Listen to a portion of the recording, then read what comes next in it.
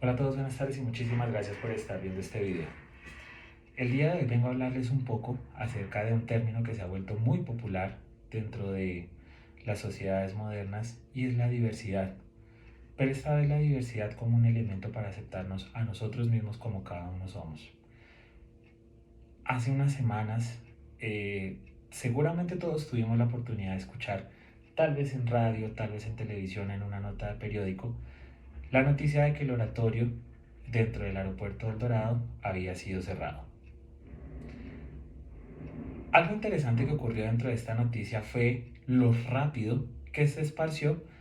sobre un punto que probablemente no hubiera sido algo tan relevante si no hubiera tenido un contenido religioso. Muchísimos grupos de católicos empezaron a hacer marchas hacia la alcaldía para poder mostrar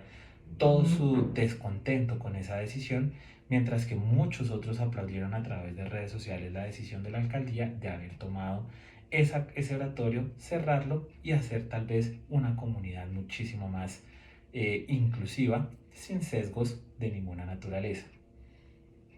Sin embargo,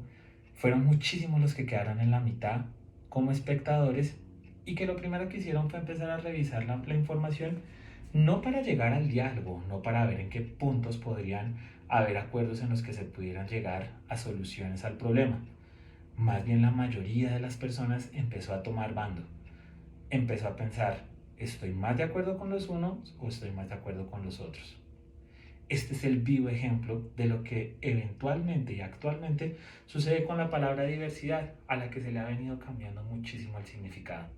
Diversidad ya no es esa palabra que sirve para que todos podamos empezar a traer el diálogo a la mesa y empecemos a concertar las diferencias que tenemos todos en materia de pensamiento, preferencias, tradiciones, cultura, preferencias y demás.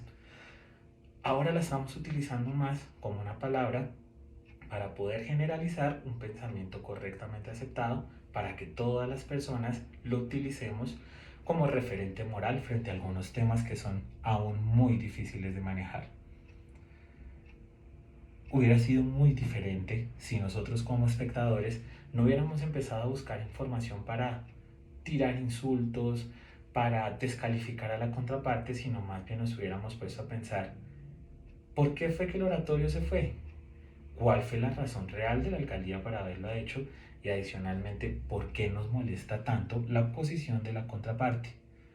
Tal vez ahí nos hubiéramos dado cuenta que la decisión no vino por ningún sesgo religioso ni tampoco por favorecer algún grupo específico de la población, sino tal vez porque la infraestructura de la misma ya no estaba buena,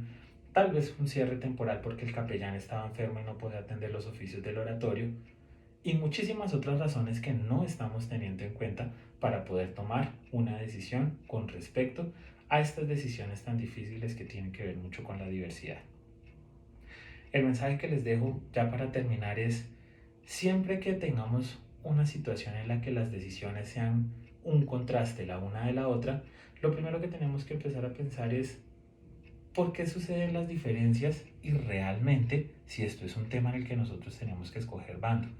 ¿Por qué más bien no empezamos a pensar cómo podemos encontrar puntos comunes entre las dos partes, llegar a acuerdos y realmente empezar a pensar en una sociedad mucho más diversa y en una sociedad mucho más inclusiva? Muchísimas gracias.